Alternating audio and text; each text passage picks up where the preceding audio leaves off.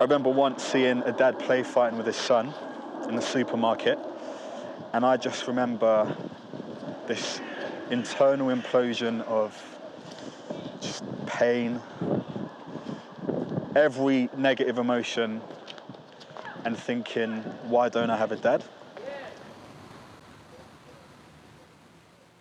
So of course it's Father's Day, and my biological dad lives on this road, and I spent my whole life practically not knowing my dad. I met him a few years ago, and this is the road that he lives on. So of course for Father's Day, it's just a pretty powerful place to come because it reminds me of what I would see as the failure that he was. You know, so that first encounter, if you're comfortable talking about it, do you want to, like, what was that like, that first time? All right, so how it all came about was a sibling of mine got in touch on Facebook, and then he happened to have a family tree on his Facebook page, like of all the different siblings. So I then saw that I had a sister, and as a result of meeting her, I saw a picture of my dad for the first time, and that was mental because I had no idea what my dad looked like. Within 2 weeks, my sister took me to meet him on this road. Oh. Yeah. So living without my dad was normalized for me. So, you know, when it got to Father's Day or Christmas, there wasn't necessarily this deep woe for him not being there. I think that sense of him being absent was just an everyday thing. The big events were normalized, so it's normal that I don't have a dad. It's normal that I don't see him at Christmas, you know, all of that. Naturally, as a teenager, it's literally like prime years for your identity and forming it and finding out who you are, and on top of that, not know your earthly father, and then to be shunted between homes all the time. It was crazy. How many homes were you in out of? 5. So 4 foster homes and a care home. So there's that factor of moving between homes, and then on top of that, not knowing your dad. So the smallest thing could trigger a sense of pain, anger a lot when I was younger, jealousy, fear, whatever, like anything could trigger that. It's funny, like, since I've got to know you, like, you are generally one of the most humble, authentic, real people, like, that I know. And so if I was to guess your upbringing from the first time I met you, I would have gone strong family, probably grew up with a bit of money, and went to a good school. Yeah. But yet, hearing your story of your upbringing, it's the complete opposite. So how did your story change so much that you are the man that you are today? When I decided to follow Jesus and become a Christian, it wasn't because I had this fear of going to hell. It wasn't because I had a strong religious upbringing, but it was because I wanted God to be a father like I begin to hear about. I wanted him to be a father so that I wouldn't look like other foster kids.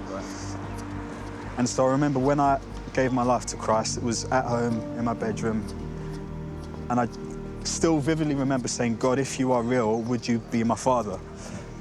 And I just felt like him embrace me. The reason why I'm not what I could be is because that's just the product of following like Jesus and having a relationship with God the Father, because that's where I've centered myself. I haven't centered myself in, you know, 5 homes, nobody loves me, nobody cares, or I got expelled or whatever else, but I've centered myself because of the community of church and God and his word. I've centered myself in that.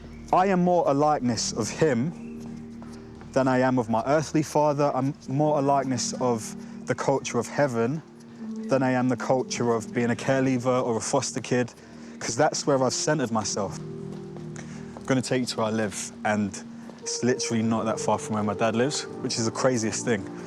And you live here with your wife, Joanna? My wifey, yeah. How long have you been married? It will be 2 years in August. It's my house. Number 1? Yeah.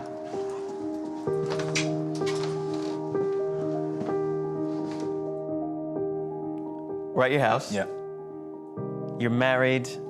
This is your first home as a married couple. Yeah. Did you ever think you'd be here? Like as a kid, as a teenager, did you ever think you'd be at this place you are now? I was so caught up with the immediacy of survival. Right. And where am I going to live when I'm 18, or what home am I going to live in?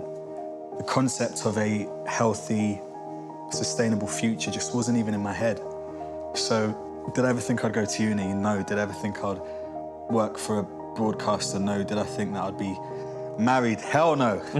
Like, do you know what I'm saying? Like, the people who go through the care system, generally speaking, do not have these sorts of outcomes, you know? And so it's just, like, I just think it's a marker of God at work that I am healthy enough to be able to flourish at work, to flourish, like, with my family. And a lot of people who grew up without a dad will know what I mean when I say you kind of have this open wound where you're always looking for that father figure.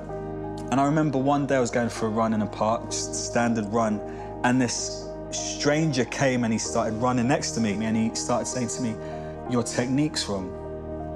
Like, this guy's so weird. But he began to, you know, show me good technique. He ran with me for about 5 minutes. And I was like, you know, I was kind. I was like, okay, cool, listen to him. Then he just left me when he thought that I picked up the technique.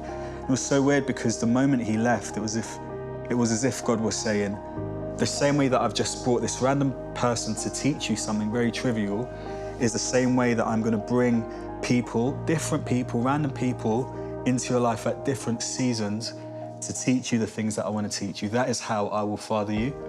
And just the power of that spoke volumes. God saying to me, you don't need to have any fear or worry about a father, because for every season, I'm going to carry you. You've had opportunity now to go and speak to other kids who are currently in foster care. Yeah. You've gone into schools and all that to share your testimony. It's almost like your greatest weakness, if we can say that, has propelled you, because of God, propelled you into the future and now is becoming one of your greatest strengths. God has literally taken all of the broken pieces and he is using it as a weapon for him and for his name. You know, there's a picture up here, since we're on telly. Like, there's a picture here. And this is like me with the Duchess of Cambridge. This was a care event. And I went and I spoke to a room full of people about my story. And I think the testimony God's given me, I'm able to use that to encourage other people in care. Teachers are confounded when I speak to them about the story of what God's done in my life, because they're like, how do you get a vulnerable kid who's getting expelled in the care system to now go to one of the best unis in the world? And what I love is that it's got nothing to do with my ability, but all about how God has intervened in my life. And I think that's the beauty of God being a father, is that you slowly but surely begin to look like him. You no longer look like the brokenness that you're from, but you begin to reflect God in your life. There'll be people at church who are fatherless today, of all days. There will be people who have trauma from their childhood, people who may have good fathers, but there's still some deep need. And what's amazing is that God fulfills those needs.